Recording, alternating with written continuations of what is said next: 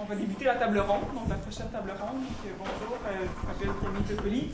Je vais présider la prochaine table ronde donc, qui s'intitule « On ne peut pas vivre des affaires tout seul, collectif, féministe et poétique ». Donc, on tombe sur la forme de table ronde, donc je vais poser des questions pendant environ une demi-heure, à peu près 30 minutes avec les trois panélistes ou participantes qui sont ici, donc qui représentent tout un collectif poétique féministe. Donc après, il va y avoir une période de questions d'environ 15 minutes, donc vous pourrez poser vos questions aux trois invités. Donc je vous présente sans plus tarder. Donc j'ai ici avec moi Yara El Souedi. Excuse-moi. C'est bien prononcé. Super. Donc qui représente le collectif Nos plumes comme des armes, or words as weapons. Donc, Yara El Souedi est la cofondatrice d'Espace L, un coworking club exclusivement féminin qui verra le jour à Montréal bientôt. Cool. Elle est aussi militante féministe engagée qui parle d'intersectionnalité et de l'intégration des minorités dans le discours féministe d'aujourd'hui. Donc, montréalaise, born and raised, elle manie le franc-anglais et parle souvent d'inclusion, de multiculturalisme et de sa vie si palpitante de fille d'immigrants. Ici avec nous, Catherine Dupuis, qui représente le collectif Les Panthères Rouges. Donc, Catherine Dupuis est présentement candidate à la maîtrise en études littéraires à l'UQAM. Dans le cadre de son projet de mémoire, elle s'intéresse à la poésie de Carole David, plus précisément au statut qu'occupe le corps et la parole chez cette poète. Entre deux recueils de poésie, elle s'affaire à rugir sur scène en compagnie de Stéphanie Roussel et de Kim Renoven, les deux autres membres du collectif Les Panthères Rouges. Catherine fait également partie des éditions de La Tournure, coopérative de solidarité, où elle s'emploie à garder vivante la poésie par le geste de l'étreinte, car, pour citer André Breton, l'étreinte poétique, comme l'étreinte de la chair, tant qu'elle dure, défend tout échappé sur la misère du monde. Bienvenue, Catherine. On est ici, au bout de la table, Marie Darcigny, qui représente le collectif Fémicile. Marie Darcigny est une artiste originaire de Montréal. Elle est présentement coéditrice de la plateforme littéraire féministe Fémicile. Elle complète cette année une maîtrise en création littéraire avec une concentration en études féministes à l'UQAM sous la direction de Martine Delvaux. En 2014, après avoir terminé un baccalauréat en littérature anglaise à l'Université Concordia, elle publie le recueil A Little Death Around the Art avec la maison d'édition montréalaise Métatron. Ouais. C'est en avril prochain que verra le jour sa première publication en français. En mai. Ah oui, c'est vrai. On est en mai. Donc, retard. Vrai. Donc, un recueil de poèmes intitulé Filles aux éditions de l'Écrou. Elle a aussi fait quelques apparitions littéraires dans le magazine Urbania, la revue Estuaire, les sites web Poemsal, Matrix, New Wave Vomit, Girls Get Buzzy et plusieurs autres. Donc, en fait, avant de passer aux questions qui sont plus de fond, donc, en fait, j'aimerais ça, on a eu vos bios, mais j'aimerais ça que vous décriviez plus brièvement, en fait, en quoi consiste le collectif auquel vous participez, en fait. Donc, qu'est-ce que vous publiez exactement, quel type d'événements vous organisez, parce qu'il y a plusieurs de vos collectifs qui organisent des événements aussi, en plus de faire des publications web ou papier. Puis, en fait, qui prend part au collectif, en fait, aux activités comme, en fait, qui constitue le comité aussi, ou le collectif, n'importe comment vous nommez. Ben, tu peux y aller. Okay. Bon, donc, les Panthères Rouges, en fait, on fonctionne pas mal en deux temps, je dirais. Donc, dans un premier temps, en fait, il y a Stéphanie et moi qui écrivons à quatre mains, qui faisons des lectures dans les micros ouverts ou dans divers événements. Puis, dans un second temps, on fait également des zines collaboratifs avec différentes auteurs et illustratrices. Là, on a fait notre premier zine, Guédaille. Il va y avoir une deuxième édition qui va sortir à l'automne prochain. Sinon, ben, c'est ça, on organise des soirées de lecture, toujours en étant le plus inclusive possible. On a organisé également un happening au parc La Fontaine en automne 2015. Puis... c'est pas mal ça. Je vais continuer de réfléchir. Moi, j'essaie de penser... j'ai pris la parole. Moi, dans le fond, dans mon collectif Fémicile, il y a aussi Sarah Hébert et Daphné B. Puis, quand on a commencé, c'était via la plateforme web, donc un blog où est-ce qu'on publiait des œuvres littéraires et ou multimédia, vidéos, poèmes, etc. Puis après, mais quand même assez vite, là, je dirais 6 mois plus tard, on a publié le premier magazine, qui est, je crois, sur la table là-bas. Et ensuite, il y a eu... en fait, quand on a... Ah, même pas. Avant le premier mag, on a fait une soirée qui s'appelait Cher Journal, que c'était comme une lecture de journaux intimes de jeunesse. Et ensuite, c'était le lancement du premier mag. Et après, on a fait une soirée que j'étais pas là à la même époque l'année passée, mais c'était un micro ouvert. Puis, ben, en fait, c'était des lectures suivies d'un micro ouvert dans le cadre de Curious Montreal. Puis, je peux pas vous dire comment c'était, j'étais pas là, je suis sûre que c'était awesome. Puis après ça, le lancement du deuxième magazine Fémicile. Puis, c'est pas mal ça. On essaie d'intégrer là, le plus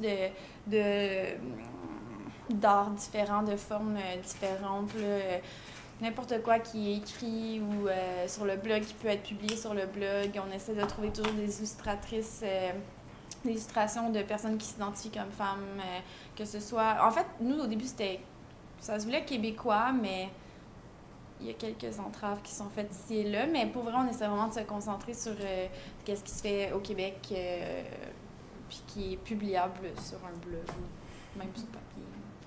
Ça s'adapte. Puis pour Nos plumes comme des âmes, en fait, c'est pas mon recueil à moi, c'est l'initiative d'Élie Massicoli, qui n'est pas là aujourd'hui. Ça a vu le jour directement après les attentats de Québec. Donc, déjà au mois de janvier, il y avait comme une dynamique un peu bizarre autour des droits des femmes. Puis l'attentat de Québec est venu rajouter la goutte d'eau qui a fait déborder le vase, notamment auprès des femmes issues de minorités ethniques. Donc, Élie, par frustration, a décidé de faire un appel à tous à savoir qui étaient les femmes qui se sentaient concernées, qui en avaient marre. Et il y en a eu beaucoup, dont moi. Et par cela, on a tout écrit des poèmes. Le recueil est composé à majorité de femmes issues de minorités ethniques, donc des poèmes issus de femmes qui n'ont pas toujours la parole au devant de la scène féministe à Montréal. Puis, c'est ça, le lancement va être le 14 juin à l'appartement de 100. Puis, on a vraiment hâte que ça se fasse, puis qu'on puisse montrer nos poèmes à tout le monde. Merci.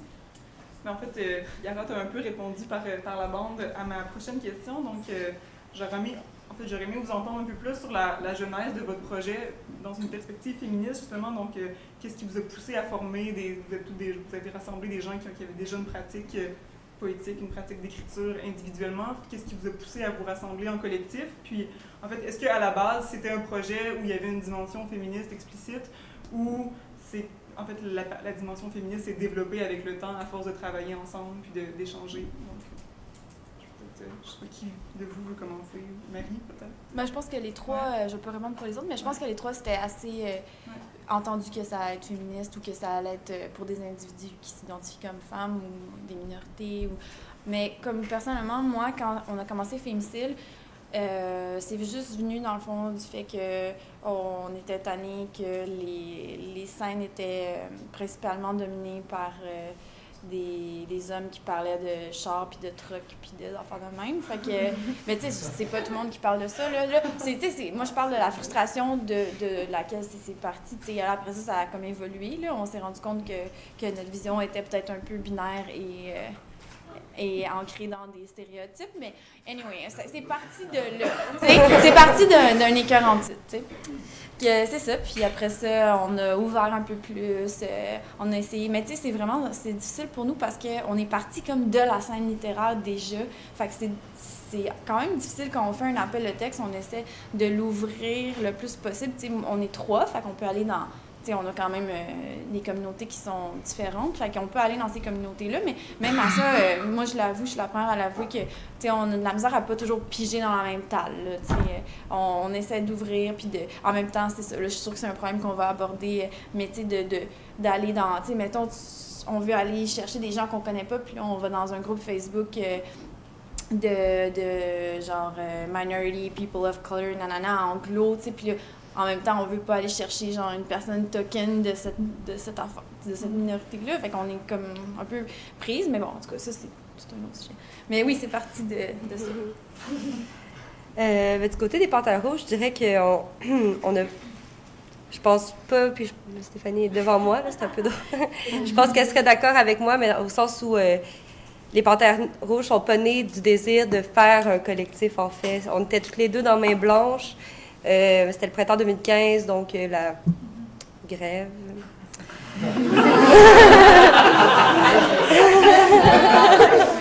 En tout cas, bref, on avait organisé avec Main Blanche la grosse soirée de poésie subversive. Puis Stéphanie et moi, on s'était dit, avec une troisième personne, on s'était dit qu'on pourrait écrire un texte, puis aller le lire sur scène.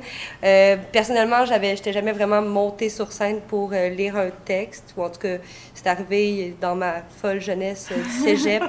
Puis je sais pas où j'ai perdu mon courage en cours de route, mais bref, le fait d'écrire et d'aller lire sur scène avec une autre personne, ça a été vraiment... bon, bref, ça m'a donné le courage dont j'avais besoin, j'imagine, pour écrire et pour monter sur scène. Puis on s'était dit, pourquoi pas se donner un nom si on monte sur scène? Puis j'étais aux toilettes, j'ai décidé qu'on allait s'appeler les Panthères Rouges. Ben j'ai décidé, on s'est consulté, mais bref. C'est ça qui s'est retrouvé sur la feuille. Puis ensuite, on est descendu de scène. Des gens sont venus nous parler pour nous proposer des projets, pour nous demander si on avait un site web, alors que nous, on était comme non. Ça fait comme 30 minutes qu'on existe, peut-être. On savait même pas qu'on existait. Puis de fil en aiguille, ben je suis devant vous aujourd'hui, I guess. Fait que, c'est ça.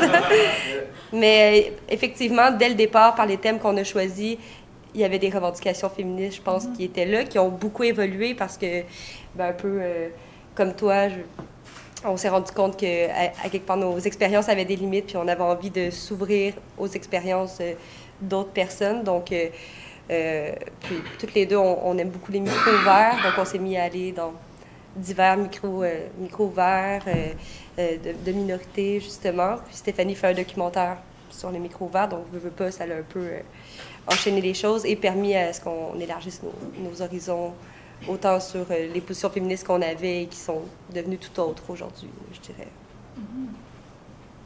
Est-ce qu'il y a là, tu voulais rajouter un truc? Je pense que ce qui est important de comprendre à propos de nos plumes comme des armes, c'était vraiment le mois de janvier passé était extrêmement lourd en termes de frustration.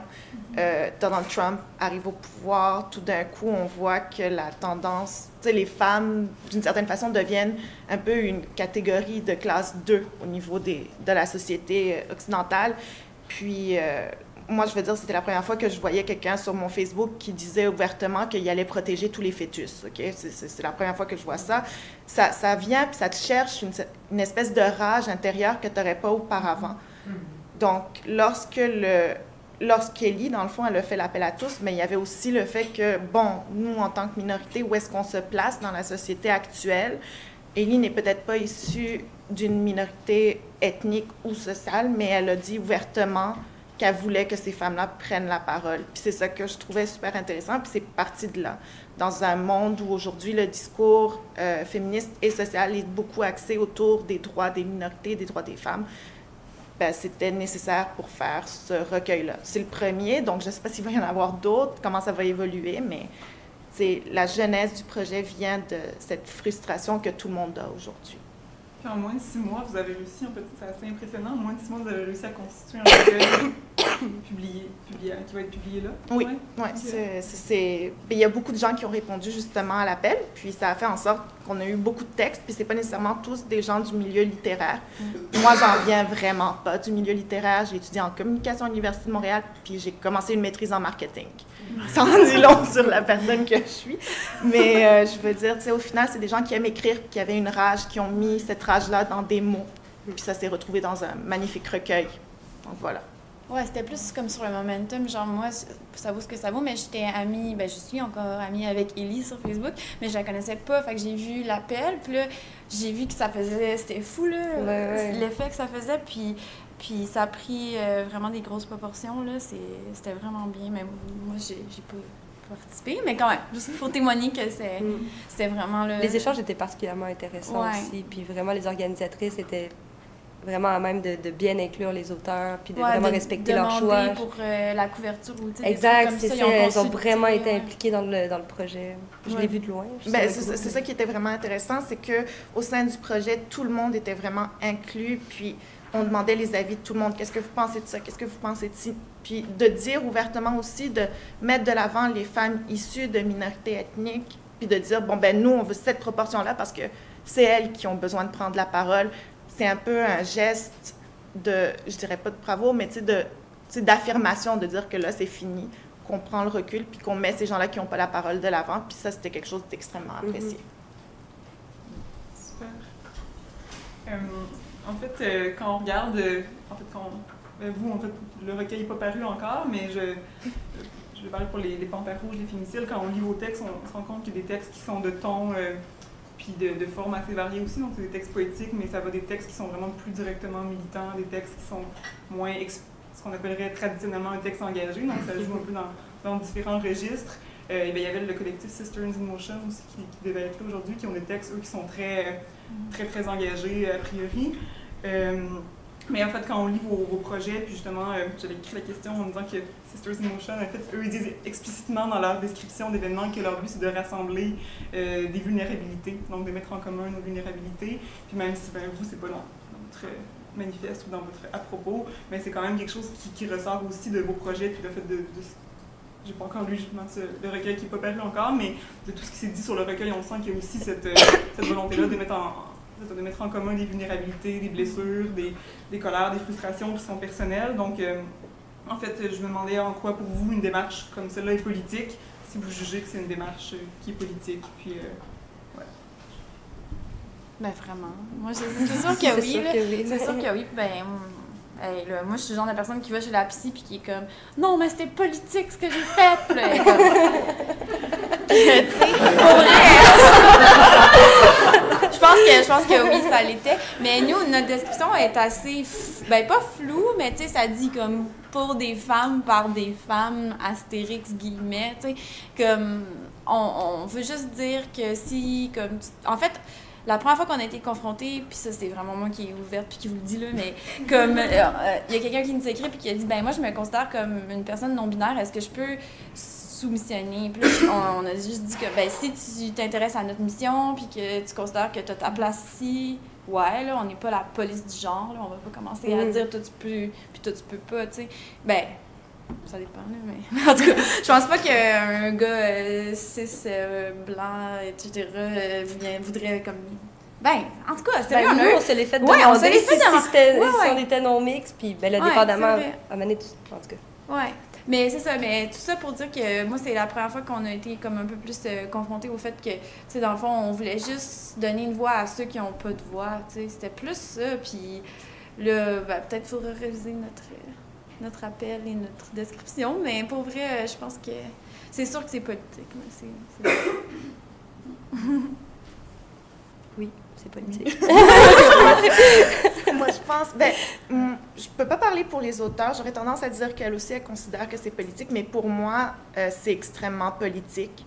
Je veux dire, je pense que ma personne est un statement politique aujourd'hui, avec mes cheveux, ma couleur de peau et tout, mais c'était vraiment important de faire le message puis de dire que ce que je fais est politique. Aujourd'hui, on n'a pas le choix, il faut prendre des stands féministes et politiques, donc c'est ça, c'était super important. Moi, j'ai lu les textes dans le recueil, j'ai eu le proof, puis c'est des textes assez militants. Il y en a qui sont plus soft, bien sûr, qui sont des expériences personnelles par rapport au regard que certains hommes vont porter sur des gestes, mais sinon, il y a des textes extrêmement militants, puis des textes qui sont durs à lire, puis c'est ça que je trouvais intéressant, parce que dans le fond, notre recueil, il prend cette dimension politique et douce à la fois. Bref, tu sais, moi, mon côté, c'est politique, puis je pense que le recueil, sans le vouloir, il est politique. De toute façon, tu sais, selon ce que je comprends, tout recueil qui prend une position un peu plus féministe est politique au final. C'est une revendication quelconque.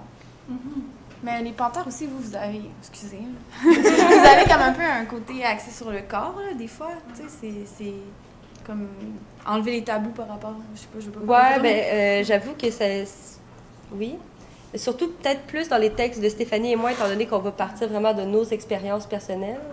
Puis que, bon, tu sais, on est deux femmes cisgenres blanches et qu'à un moment donné, c'est un peu pour ça aussi qu'on a étendu le collectif à d'autres voix qui permettaient de témoigner d'expériences que nous, on vivait pas. Donc, ouais, mais c'est qu'est-ce que... Non, mais je voulais rien dire, je voulais juste dire que vous avez, souvent, c'est vraiment... Des fois, vous avez des trucs vraiment directs. Mais ça me faisait penser à, tu sais, quand François Stéréo, ils ont fait l'appel de texte sur le corps, puis il y a des gens qui ont demandé, c'était, tu sais, surtout pour des textes féministes sur le corps, puis j'ai vu des gens qui demandaient, est-ce que c'est obligé d'être explicitement militant, tu sais? Puis la personne qui s'occupait de ça a répondu, ben non, là. Puis en fait, tu regardes le produit final, maintenant c'est en ligne, là. Puis il y en a que c'est, effectivement, il y a comme des revendications puis des trucs, mais il y en a juste par le fait que leur voix s'exprime par ce canal-là, ben dans le fond, c'est un acte politique, là. Est-ce que vous pensez que, je réalisais par exemple vos hymnes, le blog Difficile, en préparant ma table ronde, puis je me disais, ces textes-là, clairement, n'auraient pas la même résonance si c'était publié sur un blog personnel, en fait, qui est publié par une personne. Est-ce que vous pensez que ça vous permet de dire autre chose ou d'aller... fait de pousser certaines thématiques, davantage le fait d'écrire en collectif, versus écrire seul. Puis la question se...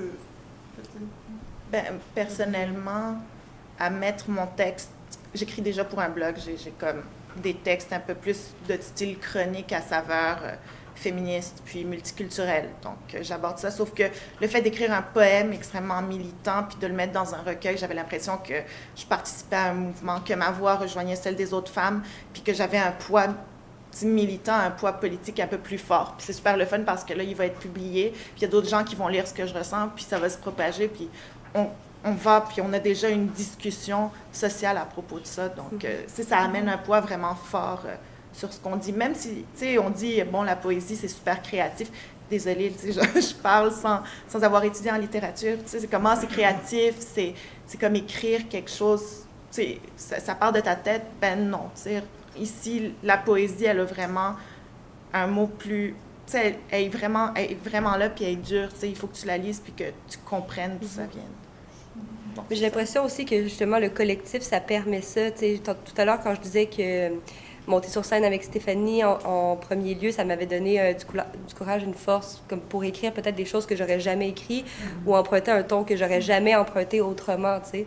Puis je fais juste penser au fait que, bon, en ce moment, je porte le chapeau de la Panthère rouge, mais quand je porte celui de la Tournure, quand j'écris pour la Tournure, c'est totalement différent que pour les Panthères. Puis je trouve ça intéressant de pouvoir me mettre en danger de différentes façons dans un collectif, puis ensuite en dehors du collectif, tu sais. C'est deux voies qui sont complètement différentes, puis j'ai l'impression que je reviens au nous qui a un peu traversé, en fait, les deux journées, puis je trouve que c'est ça. Ben, en fait, j'imagine que c'est peut-être votre expérience aussi, mais que, du fait d'être plusieurs, j'arrive un peu à plus me laisser aller, là, finalement, puis peut-être justement employer un ton qui va être plus revendicateur à certains moments, plus manifeste, puis à d'autres être au contraire dans une sensibilité plus proche du témoignage, mettons, d'expérience individuelle.